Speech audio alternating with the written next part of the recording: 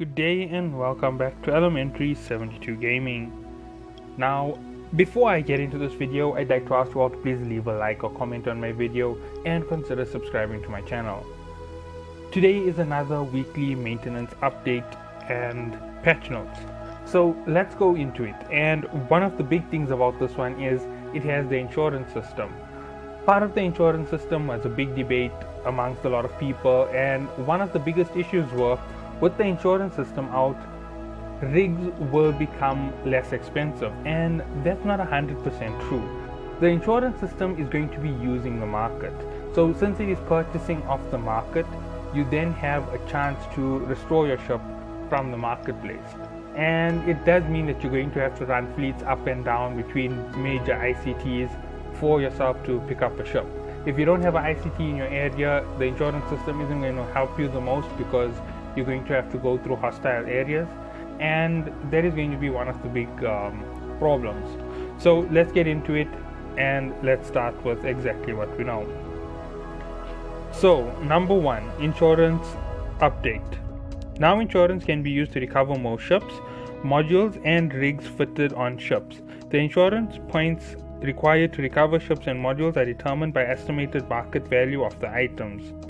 Insurance points required for recovering are calculated when a battle loss occurs, and discounts are available for deposited insurance points.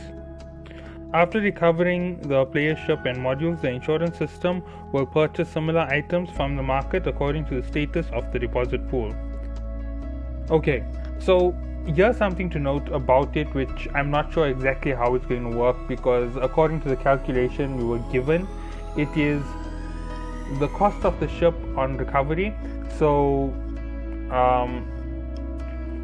okay, this is how it went. They put the cost of the ship listed as Y plus 30% for modules. So I don't know whether the cost of the ship includes rigs, because if it's the cost of the ship with rigs, it's worthwhile.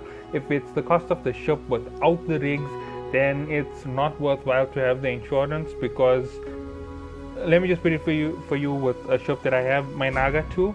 My Naga 2 is worth 320 million. If I fully rig it out, it's worth 1.3 billion, because the rigs are almost a billion in value.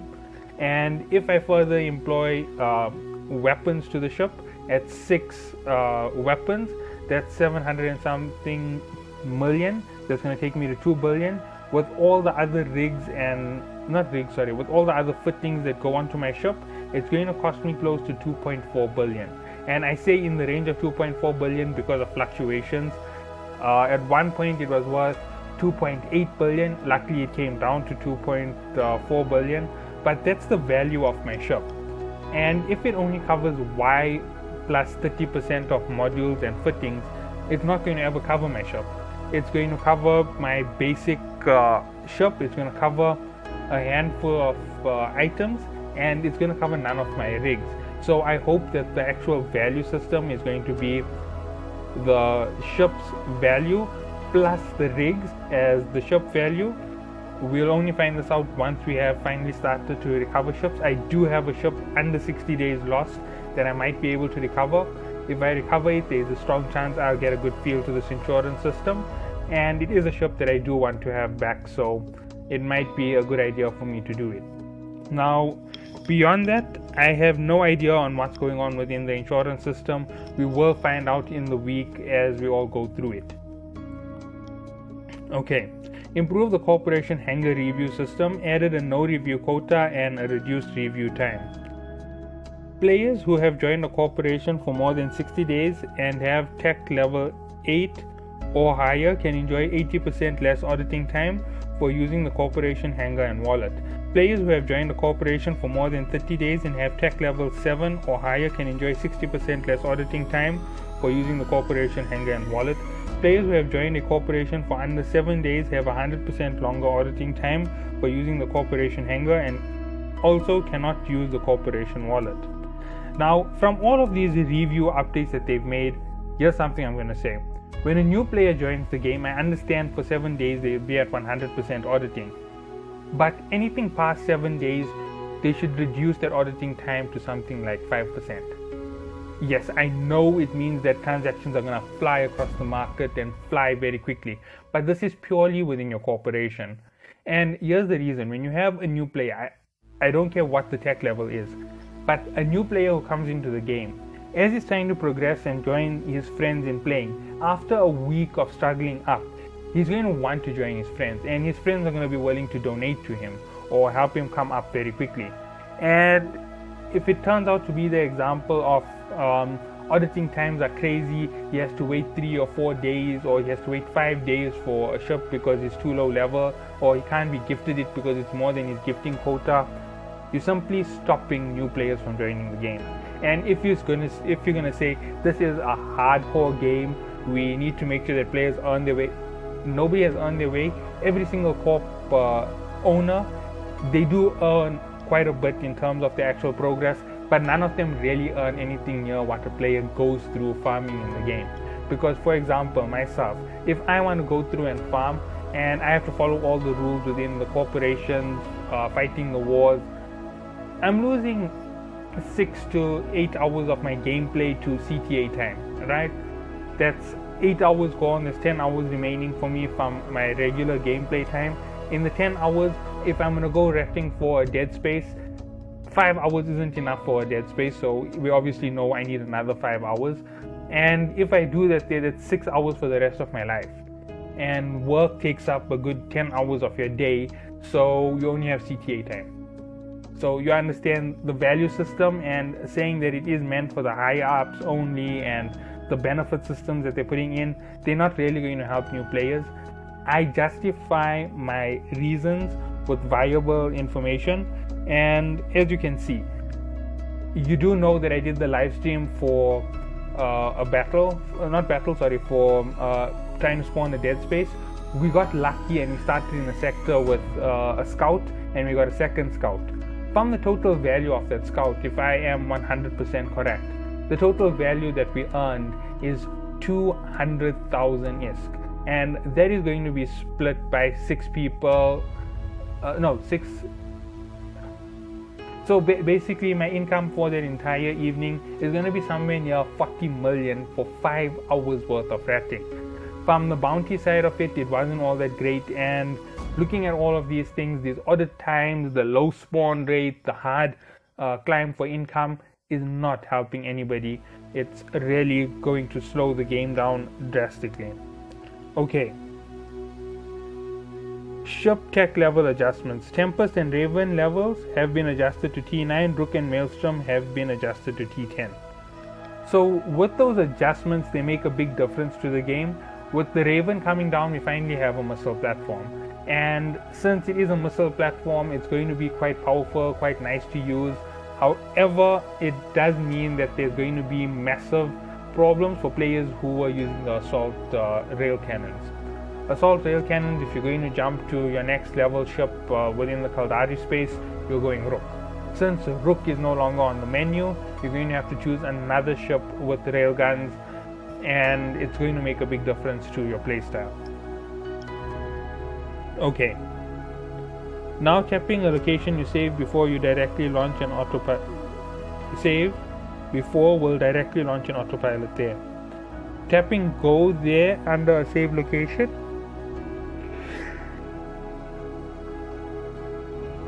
Sorry about that. I just paused the video while I was sneezing. I have been doing this video for quite some time, and I'm sorry about the quick pause. Okay, so now tapping go there under a save location will directly navigate you to the station. Okay, gift contract adjustment. In order to reduce the impact of price fluctuations, the contract valuation difference was adjusted from 150% to 200% in order to improve the convenience of players' contract transactions. The consumption limit for accepting contracts for T1 to T6 characters has been reduced to 200 to 40. Okay, I don't understand why they're doing that. And the consumption limit for accepting T7 gift contracts has been reduced from 20 to 4. And as I said, these only affect new players in the game and anybody who's running an alt. And the more you put pressure on alts and new players, the weaker the game audience is going to be. Remove that system. It's not helping. You're actually hurting your game further. There's no chance of you getting a new audience unless you leave your catch-up program running permanently. And if you leave it running permanently, players are just going to catch up to the frontline leaders, and everybody will be T9 together without a third chip. So be very careful about what you're talking about, because this particular program says disaster. It's not going to get you to the front of the pack. It's not going to help you make more players join the game. It's actually going to hurt that particular role. Now you can tap your own chip and then save current location to save location you're in. Okay, so you can tap your own chip and then save current location. In the past, we just hit the bookmark and save the location. I don't understand what that's all about. Now all normal belts of ore have a life cycle of 3 hours. Optimize the icon display in the scene to improve the client performance. Added warp fleet option to fleet members option menu. Dragging the warp and warp fleet button in the fleet members operation menu can control the warping distance. Okay, now this was very important. When you jumped into missions, it was impossible for a person to join late. With this particular feature, if it is working the way they say it is, you can now adjust your distance and you can warp in at various locations when moving through to your team members. Now you can deliver assets that were unable to be delivered to a Capturia outpost or Corporation Citadel. Added price comparison to the buy page and the purchase in bulk page. Adjusted the warping velocity of some battleships. Now the warping velocity of a battleship is 2 AU. Now banned accounts will be able to see a detailed reason for the ban on the ban screen. Improve the display of skills and the time of the character selection screen. Now you can scroll the language list on the login screen. Improved the info of notice display. Item trade in ITC has 50% less trade lock time. Added new modules for strip miners. Advanced quest in advanced pilot tutorials. Transport missions now display the correct delivery hold volume.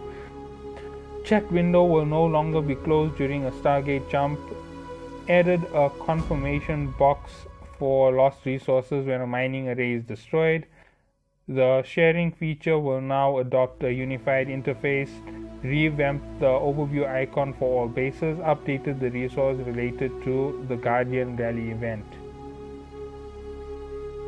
You can view the kill mail of the same corporation member in the corporation management interface. So I'm not 100% on all of these calls and what they are doing, but basically there's a lot of small updates they have added. They've tried to improve quality of life with these. Yes, I can see 1 or 2 improvements to quality of life. I still believe they have downgraded more quality of life than they have upgraded. The insurance system is a massive quality of life upgrade. It's not so tiny, but depending on how they try to balance their system, it will tell me whether or not it is a quality of life. So for example, if the insurance system covers your value of your ship with all fittings on it, and one thing that it doesn't cover is fittings dropped in combat. Now you don't have any control on what drops, so you can't self-destruct all weapons and you can't self-destruct your valuable items. This means that it is still very unfair when it comes to recovery. Insurance covers everything that you've lost. So when you insure a ship, if you insure it premeditatedly, you should be able to recover every single item on the vessel. It shouldn't matter whether one warp core stabilizer dropped or whether 30 million modules dropped. Everything should be covered by the insurance. I hope that they adopt a proper system, because if they do not adopt a proper system, the insurance system is going to be bogus. Because for example, if I have a Naga and I'm counting my rigs, my most valuable rig is one of my shield modules. My shield modules, if I buy it off the market, the large shield booster is going to be almost 160 million at the moment. Sorry, it was 240 million. It was 400 million previously. If that is what it's going to be, it's going to make a big difference. I will make another video on the insurance system. It will follow my Guardians in my T9 preparation list, and then the battleships for T9 will be discussed. I didn't know about the shift coming, so my list is under a little bit of a fluctuation for the ships coming out in T9. I hope that you all do enjoy, and see you all in the next one.